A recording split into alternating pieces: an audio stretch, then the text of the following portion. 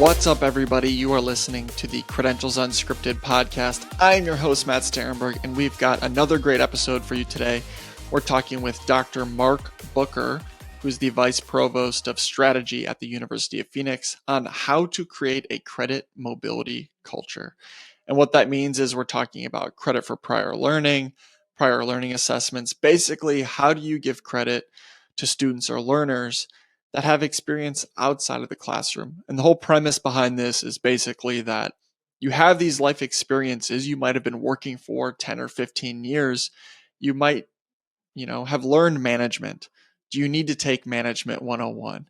And so it's a way to advance the educational career of people, to give them credit for the things that they know, so that there's a shorter time to degree. So I think it's a really interesting concept, and I think they're doing some really cool work at the University of Phoenix. I know that you're going to learn a lot. So if you or your institution is interested in this, I think this is a must listen. So without further ado, let's get to our conversation with Marc.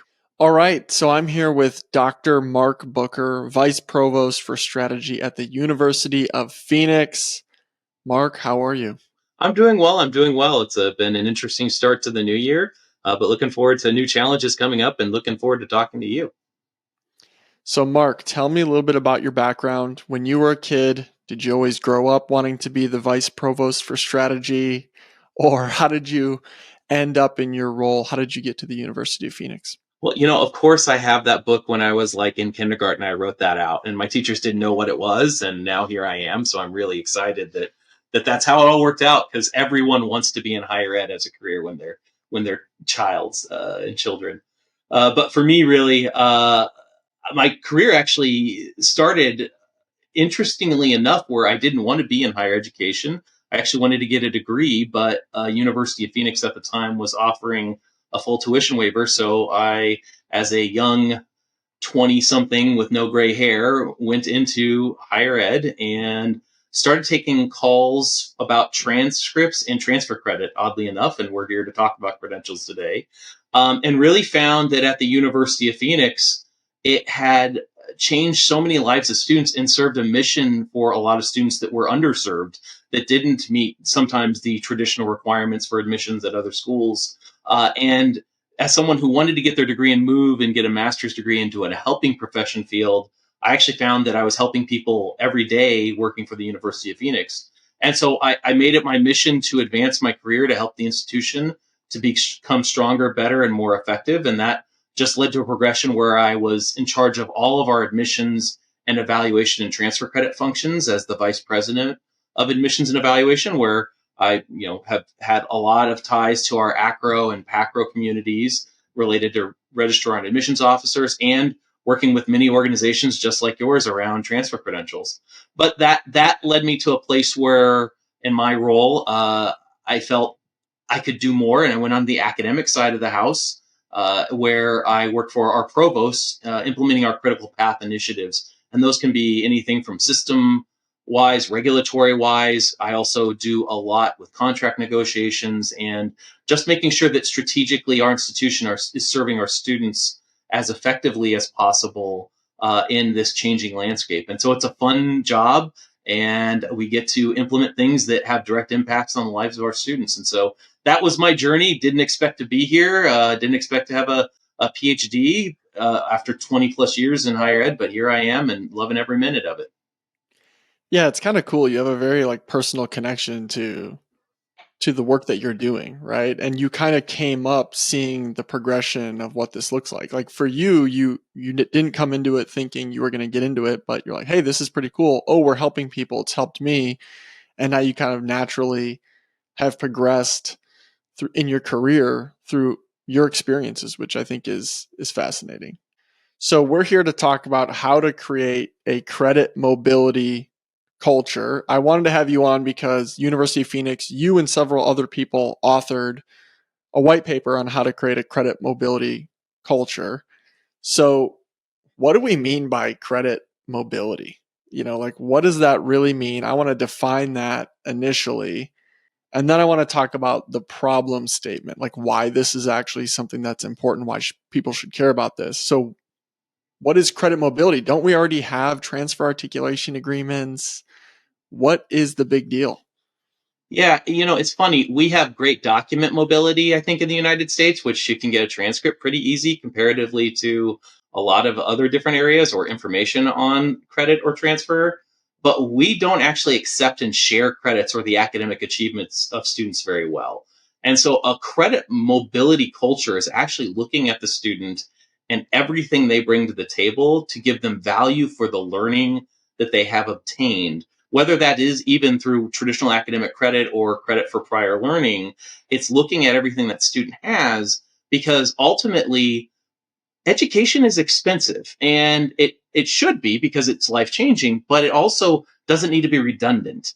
And in a lot of cases, our students have learning that they can bring to the table to improve the cadre of students we have on campus by what they've already done, and not having to put them through a battery of the same examples or activities. And ultimately, when you go back to looking at the historical purpose of education academy, it's to improve society, and it's to provide value for those who are learning or learners or teachers. And in certain cases, we can learn from our students as well. And so when you don't have a credit mobility culture, or a culture built around accepting everything the student brings to the table, you're actually cutting off some of that rich, rewarding experience and the type of students that you can bring into your institution to make it better, more profound, and more engaging and more diverse.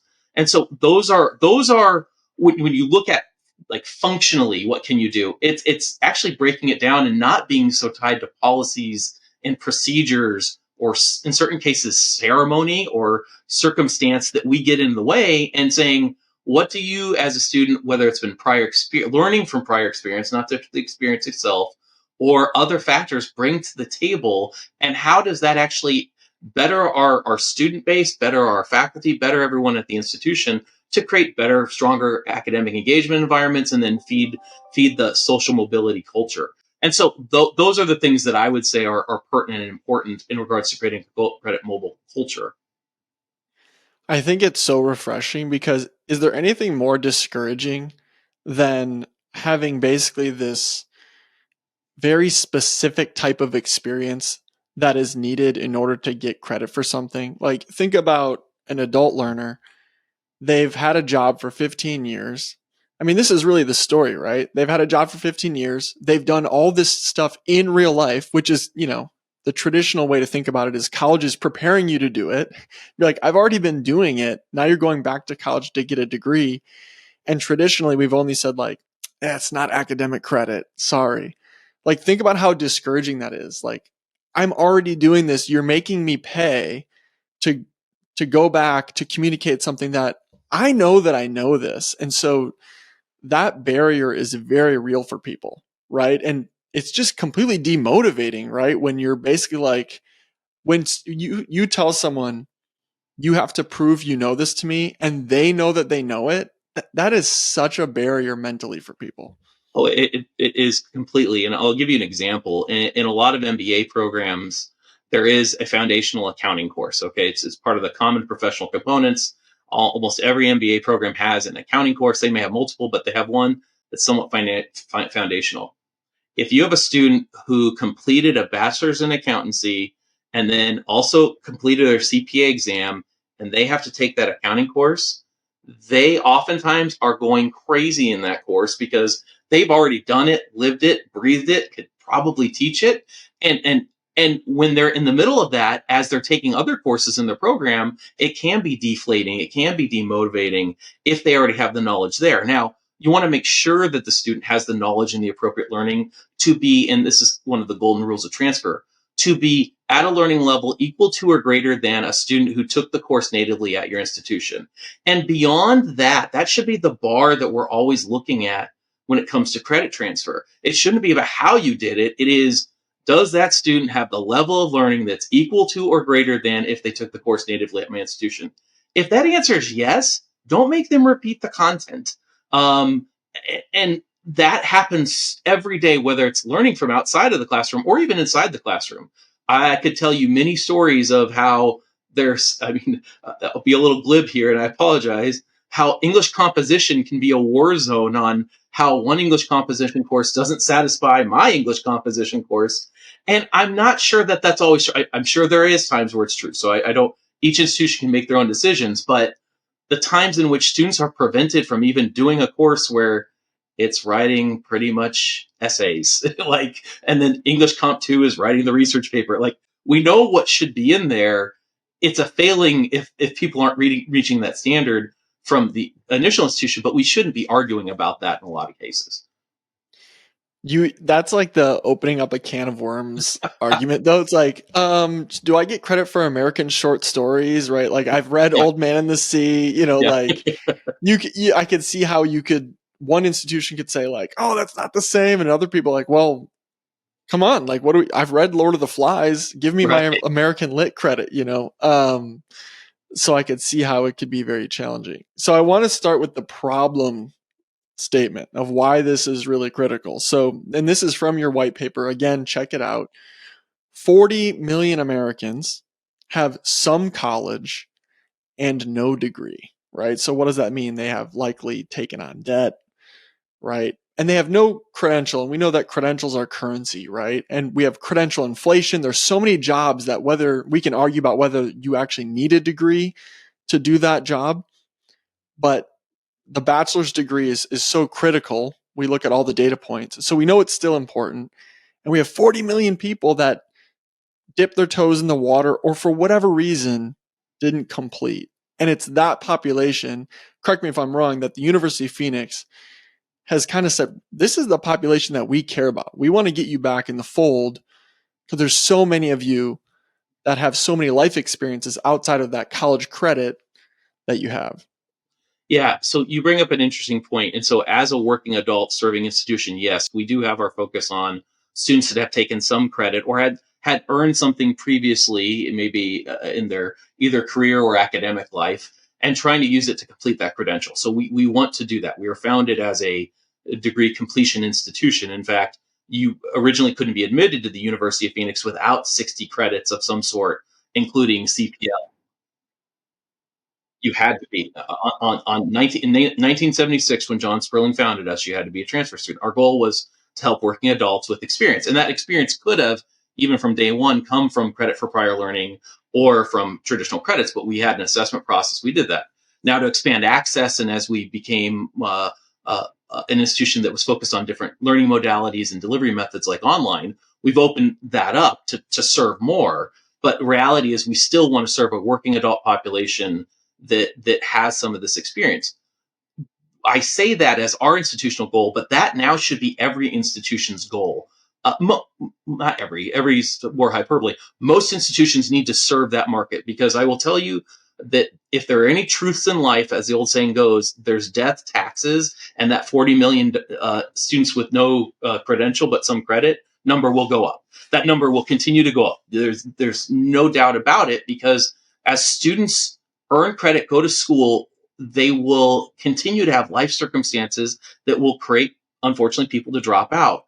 And when they come back into school, it is our job as institutions to make that easier. And right now, we have a lot of opportunity to make that better. As a school that I work at that's been doing it for a long time, I think we do a pretty good job at that, but we're always pushing ourselves to be better. But I also know that the industry at large, when you served a more 18 to 22-year-old traditional market, you weren't thinking about transfer. You weren't thinking about these processes or what that would mean to you.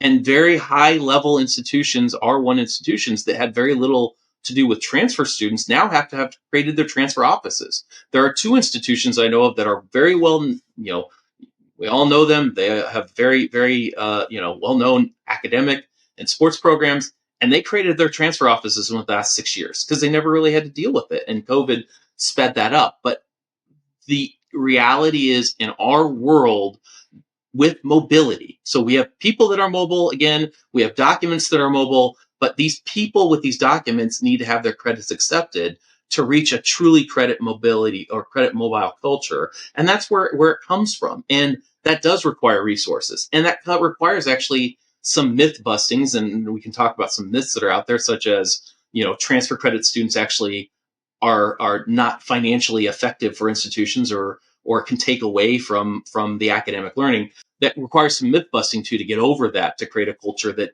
is accepting of students of all types and backgrounds. Well, let's get into that myth busting now that you bring it up, because the question that comes up is, Well, why not? Why aren't institutions already doing this and doing it well? Why aren't institutions more keen to accept credit for what is not traditionally an academic credit?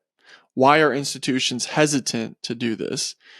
And so I don't, it's a tough position to ask you to speak for other institutions, but you know, my perspective is, well, they want to keep you in seat as long as possible, right? If if we give you more credits, you're going to graduate quicker, less tuition revenue, right? That's the thing no one would admit, and so it's difficult to know that whether or not that's true.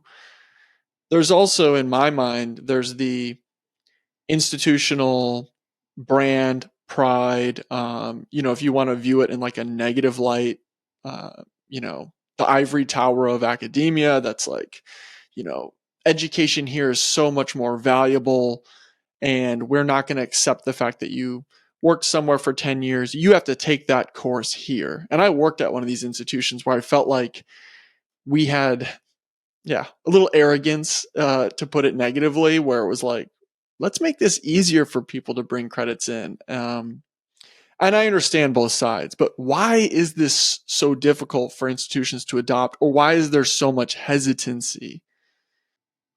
Well, let's talk about the financial fallacy first. Which was about, if students who transfer in, they're going to take less classes out of my institution, I'm going to make less money, and far as revenue. And that exists, and that exists a lot, whether it's even traditional credit in certain cases, or sometimes in credit for prior learning. Like, these are areas we aren't going to do because they're going to take less at our institution. And if they take less at our institution, we're not going to make as much money. The reality is, whether it's been CALE, whether it's been ACE, whether it's been even studies by Lumina, transfer students, and the more credits you accept and transfer, the better retaining that student is. And when you have really good, whether it's 3+1 programs or 2+2 programs that are, really having students transfer, be involved, be communicated, they retain better. And if they retain better than your native population, you're actually going to offset any revenue loss from them not taking credits at your institution before. And also, you're helping with the attainment gap, which ultimately, at the end of the day, that's all institutions should be caring about is, are we completing our students? Are they attaining a credential? Are they moving on and helping society? And so it's all good things there. It's just a fear of, you do the math in the wrong way, and you're like, well, I'm not having the student take credits here. Well, I think the student who's taking credits at your institution, retaining better, completing a degree, is better than the student that had some credits but no credential and drops out and doesn't do anything. So the financial one is, if you really sit down and read not only the literature but do financial modeling, even at a 5 to 10% clip of better retention, it offsets the revenue issues. So that's one there. But I think there's a And concern. isn't it a problem in the data too, where it's hard to track the students that didn't ever enroll because you didn't give them enough credits, and so you don't know how long, you don't have the data on them because they're like, oh, I didn't get enough credit. I probably would have enrolled if I only had 1 year left rather than a year and a half or whatever. And so institutions don't, how do you factor that in? Maybe they went somewhere else, or maybe they didn't go at all. Well, and that's where I would say admissions and registrar's office or admissions and transfers offices need to be integrated. They don't need to be one and the same, but they need to understand what that I'll call it a flake rate is, as amount of students who are interested and don't come to your institution because they either don't understand the credit acceptance, they don't understand your transfer policies, etc.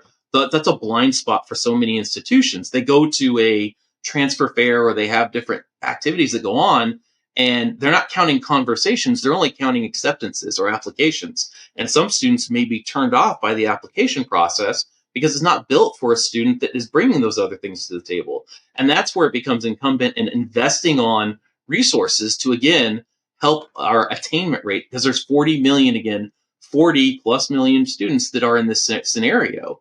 And the people that are going to learn to help them, and you've already seen it. I mean, you've seen institutions change their tune on transfer students. Institutions get more involved on articulation, or administrators, even new presidents going into a lot of different schools are like, we need to help this, because that's a market.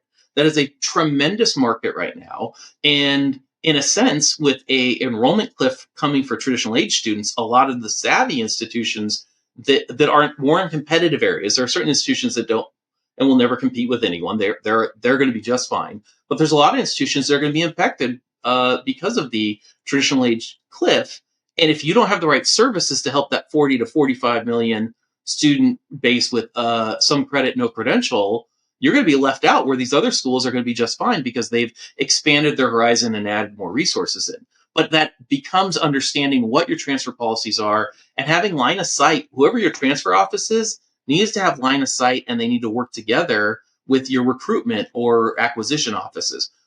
And that's not easy, and that's uncomfortable sometimes. But the institutions that will do that well, you will see literature come out in the next 5 years on, oh, we did great because we invested in transferring, invested in a different student base, and our institution was fine academically, and we continued to do well. And in fact, we were more diverse and more rich as far as our student base, because unfortunately, the way things have been set up, and I don't know if we want to touch on equity at all right now, transfer credit is a enormous equity issue because a lot of students that have some credential, some credit, no credential, were students that were not accepted or were unable to go through more traditional academic means because of how either admissions requirements or other things that were going on in society over the last 50, 60 odd years happened, and they went somewhere else. And now they're looking to complete that academic journey. And by no fault of their own, by sometimes systemic items, they weren't able to either transfer somewhere or be accepted elsewhere. And so those items are really, really critical for institutions to think about, not only accepting students because of credential completion, but really sit down and think about the equity issues that are out there from students who are knocking on your doors saying, I have credit, I want to complete my degree. Please accept my learning. Please accept who I am. And that goes back to our start of our conversation about culture. Culturally, we need to shift what we think of transfer students as just a number with a set of learning credits on a transcript, like 30 credits, 45 credits from a community college or an R1 or whatever. They're a human that has learned many things that can enrich our academic campuses. I love that you brought up the equity piece, because even the way we talk about, and you brought up having these offices work better together, even the way we talk about traditional and non-traditional students, but the fact that we have 40 million people in this bucket, like maybe if we invested more, it would be the traditional student at this point. Mm-hmm. And Heather Adams was on the podcast. The episodes came out. I don't know when we're going to release this, but the episodes are out. And she just talked about how we often, when we think about transfer students, we want to put them in their own bucket sometimes because they need different services, which can be true. But in the same respect, when we cordon them off and have one part of the institution care about them, it loses a lot of its value in terms of how we incorporate them and how we think about them in strategic planning and how we operate and communicate with transfer students, right? Transfer could mean a lot of things. It could mean transfer credit. It could mean transfer directly from another institution. You could have gone to school 10 years ago and you're transferring credits, but you're kind of starting over. Like, we have to kind of come up with new language almost to think about this. And you brought up the equity piece, and that's part of it. Like, how do we even talk about these people in a way that is welcoming and promotes that people want to continue to invest in this and that they feel welcome to come back to the institution and they don't feel like an outsider? So I think, as you talked about, even nomenclature to that point, transfer student, it's a student. It's a student that some students come with credit. Some students come from a traditional area. Some students come from elsewhere. They're all students. And as institutions embrace that as a factor of they shouldn't be treated differently, they shouldn't be viewed differently. And in fact, if you look at the joint statement on the award of transfer credit, which was signed by ACRO, ACE, KL, several others, it talks about ensuring that students that are coming in with credit or have other experiences are treated as a normal native student to that institution. And that you think that would just be part and parcel of what we already do. And sometimes it's not. And sometimes it's not also, and I want to give a lot of credit to some institutions in a sense. Sometimes it's not because of policies, and a lot of institutions have changed their policies. But for some institutions, they're behind the curve just because they haven't even looked at how their catalog is written and how their policies look like to even realize, oh, wow, we actually do have a separate carve-off category for students with credit versus how we treat students without credit. And sometimes you can actually do a lot of value add work just by looking at your catalog and challenging what you had and listed in that document for the past 25, 30 odd years. So I want to get into a few best practices, right? And the white paper details this, but I want to, for institutions that are listening to this going, I'm, nodding my head. I love it. What is the University of Phoenix doing, and what do you recommend in terms of how to create a credit mobility culture? Like, what are the tangible steps that you've taken that you feel really proud of? So the first one is to design an onboarding process which is open-ended enough to ask the student questions about who they are and what they're bringing to the table. So again, I like to use the word a whole person paradigm perspective, identifying what you have and what you're bringing to the table on all parts, whether it's work experience, whether it's life experience, whether it's academic experience, having an environment that speaks to that and also says, we understand and appreciate all of those things. Now, that's not to say everything turns into credit. And I want to make sure that I'm very clear.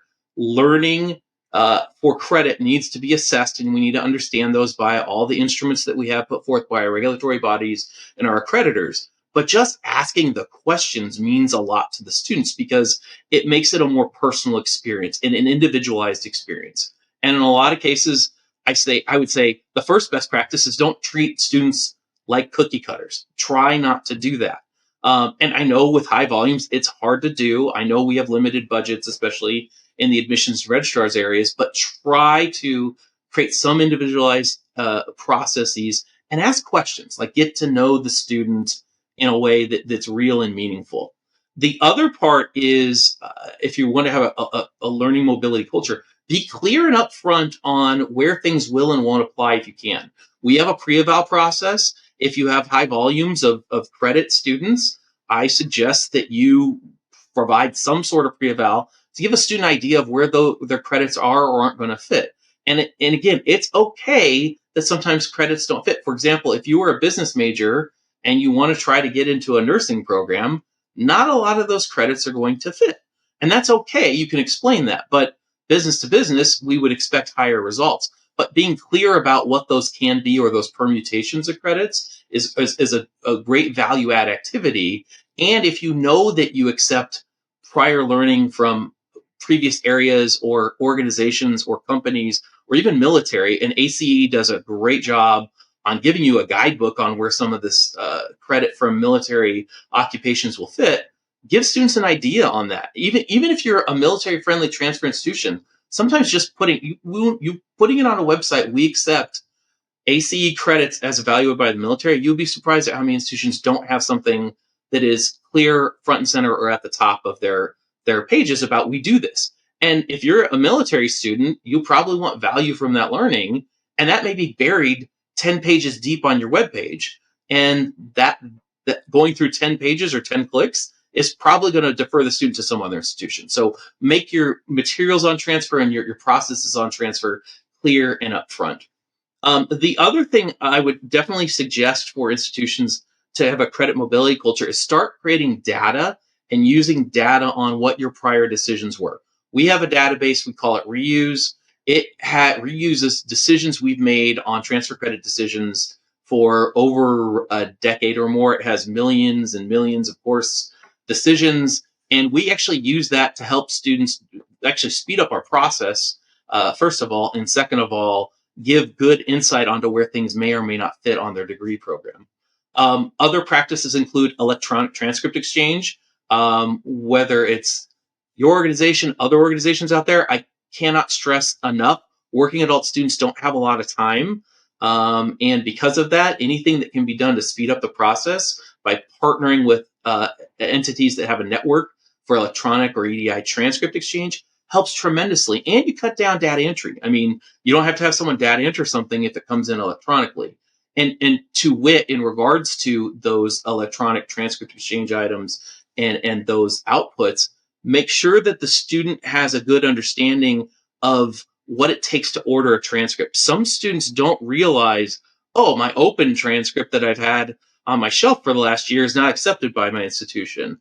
I need to go order a new one. Be clear on those ordering processes and let them know what it takes. In our institution, and this is something not everyone can do, and I recognize that, but it pays for itself. We order transcripts on behalf of our students. We pay the nominal fee, won't pay parking fees or some other things like, which is going away now. I'm so glad to hear that most institutions aren't holding transcripts on fees. I've been doing this for 20 plus years. There was a lot of fees, but order transcripts on behalf of students and help them because they don't know who to talk to. You may know better, especially if you're within the same state. May know better how to order that for students and get that going so that they can have a decision and start school as effectively and clearly as possible. And then again, the last thing I'll say in a best practice is look at your policies and look to create an environment where transfer students are just these students. We said it several times on this call. They're just students who bring different learning and different experience to the table. But if they can be integrated the same as anyone else, they're going to be a viable and enriching part of your campus. A few things that you brought up really stuck out to me. The database piece, because when you brought up, let's talk to every student and let's get to know them. Everyone's going to be like, that's not scalable. Like, how can we do that? We don't have the staff. But if you have that database, you can talk to them, get to know them. But it's basically like a scalable solution to, have a custom conversation when you think about it. And then the fees piece, like, and ordering the transcript for a student. I talked to a few learners this year about they were using Parchment. They didn't realize how easy it was to order their transcript, but they had been putting it off for months. So they said, oh, Parchment was so easy, which was great to hear, right? But they didn't know that until they did it. So they put it off for months. It took them 20 minutes to order all their transcripts. So if you can do it for them, because it doesn't matter how easy it is, it matters what their perception of how easy it is, right? So if you can do it for them, then great. So Marc, I want to end with something kind of fun. Sure. All right. I've got a few things here on my list. All right. These are experiences. I want to know if you can give me credit for these learning experiences, okay? Or these prior experiences. All right, military experience. Yes. You already answered that. Great. Assistant manager at Chipotle. I'm just trying to put myself in position of people that are like, hey, I want to go back to school. Like, what does that look like? I'm an assistant manager at Chipotle. I want to go back to University of Phoenix. So it would depend on the learning that you've obtained. So I don't know if Chipotle has any structured management programs. There could be a potential if they have structured management programs as you go through the management process at Chipotle. Additionally, your experience in learning. So let's assume you've been an assistant manager at Chipotle. It may be on the edge of a few things because it depends on the amount of learning you've obtained from that experience. But if you have had people skills, understanding organizational design, structure, scheduling, HR type things, there could be things at a 200 level management understanding that you could get some credit or learning for. Now, likely if there's not a structured management program, we'll have to do an individualized assessment and put have either some sort of written essay examination, some sort of instrument. The key is there an instrument to assess that? And I would, management experience is something we can assess with a faculty member to determine, again, do you have knowledge greater than or equal to someone native at the institution? So yes, we could. And also, ACE evaluates this. I'm going to use a different fast food. McDonald's has a management training program that's ACE evaluated. Same evaluation process they use for military credits. If you go through that structured program, yes, we would give you credit for the ACE assessment, but also we can do like Chipotle did not, we could do individualized assessments. It's a long answer, and yes, your credits will vary. I can put the disclaimer from legal here. Your credits will vary based on your experience and everything else you bring to the table, but yes, theoretically we could. All right, my cousin went to college and told me about it. No. Cousin went to college because there's no what's the learning on telling that. Yeah. So there's no learning that would be demonstrated there. So all right, I'm a huge Notre Dame football fan. That one's for you, Marc. Okay, all right. No. Okay. Fan itself, no, but it brings something else. That was a joke. But here's another kind of here's the question that I want to ponder long term, which is like information is abundant right now, right? And then we have these prior learning assessments where basically, you're testing what somebody knows, whether they got it from an academic setting or not. I watch a lot of YouTube videos. I learned a lot about this, but I haven't maybe necessarily done it. Like I have the head knowledge, maybe not the application. So I think that's kind of the mental block for me, which is like, what is and how do you conceive of this? Marc Booker, what is important with, like, what do we really need to prove that people not just know it? Is there another layer that I'm missing? That University of Phoenix or Marc Booker thinks there's something else we're testing or something else that people have to prove that is really going to apply so that we can feel really good about assessing what they know.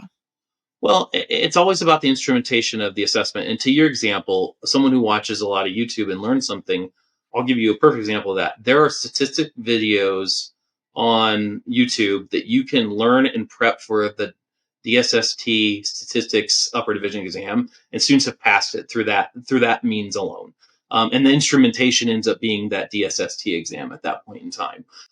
Ultimately, as long as there's a way or instrumentation to prove your knowledge, and that doesn't have to be a test. Sometimes it can be a practical activity. Sometimes it can be some sort of project. It's got to be something that someone can say, okay, you have stuff in your head. How do you show that you really understand that? And so we're not at a place where we can, mind read completely yet. I'm sure, with AI, that'll be the next thing. But as long as there's an assessment. Now, I say that because that's where the direct assessment programs that are coming out, that a lot of schools are doing, and we have one as well, where they become really interesting, where we have the instrumentation as part of the degree program itself. But if you have knowledge already, you don't have to deal with all the seat time. You have some faculty that will help you, and the assessment is ours, but it's a direct assessment of that knowledge. It's kind of a cousin to credit for prior learning, except it's faculty driven and faculty led in real time for the classes.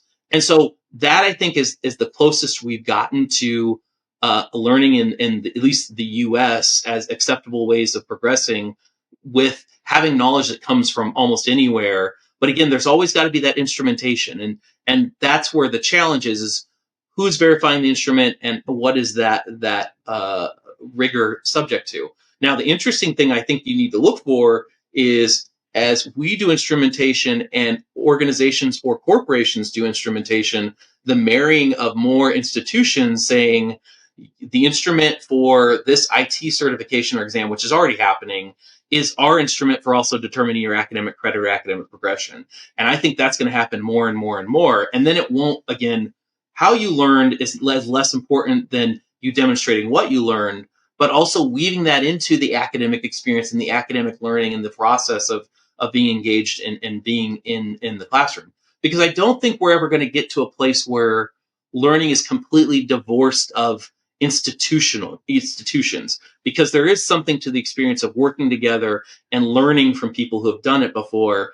But I think that there needs to be recognition of there's different ways to learn and different ways to bring knowledge to the table that helps us grow and, again, improve society. Dr. Marc Booker, I really appreciate you joining me talking about credit mobility and credit mobility culture and the work that you're doing at University of Phoenix. So thanks for joining me. I learned a lot, and so I'm sure everybody else did. And check out the work that they're doing and check out the white paper. But Marc, thanks for joining me. Thanks so much, Matt. Good talking to you today. So that's our episode on how to create a credit mobility culture. Thanks again to Dr. Marc Booker for sharing his insight and wisdom. And again, a plug for the white paper that they published. I think it's really illuminating. And really the whole goal is, how do we get people to their credential faster? How do we honor the things that they know and not be so guarded about, is this, specifically academic credit? And I think in today's world where information is basically free and everywhere, how do we start to think about this a little bit differently? The credential is still valuable. How do we assist people in getting there? And I love that Marc took the equity perspective as well. So phenomenal episode. Thanks for listening. Like and subscribe, and check out our next episode in about 2 weeks. We're talking with Noah Geisel. We're talking about the good, the bad, and the ugly of micro-credentials. And if you're in the micro-credentialing or badging world, you probably know Noah. And he's got a badge summit that he puts on, and he's really at the forefront of a lot of these conversations around micro-credentialing. And he lives and breathes this stuff every day. So that is going to be a phenomenal episode. So check it out. But until then, we'll talk to you later.